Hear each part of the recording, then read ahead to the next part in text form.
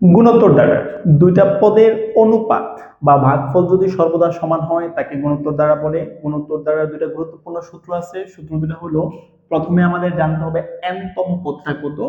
n তম পদ নির্ণয় করার সূত্র a r to the power n minus 1, এবং সমষ্টি নির্ণয় করার সূত্র হচ্ছে a r to the power n minus 1 by r minus 1। এখানে কন্ডিশন হচ্ছে যদি আর এর মান 1 এর চাইতে বড় হয়, কিন্তু যদি আর এর মান 1 এর চাইতে ছোট হয় তাহলে অথবা দিয়ে আমরা সূত্রটা পড়বো বা ইউজ করব a into 1 minus r to the power n by 1 minus r, যদি আর এর মান 1 এর চাইতে কি হয়, ছোট হয়।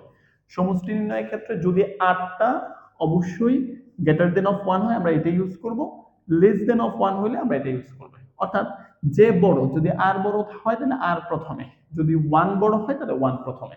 যদি আমরা এখানে ইউজ করা অ্যালফাবেটগুলোর একটু পরিচয় সম্পর্কে জানি, তাহলে প্রথম পদ ইকুয়াল হচ্ছে a, আর সাধারণ অনুপাত, সাধারণ অনুপাত ইকুয়াল হচ্ছে r।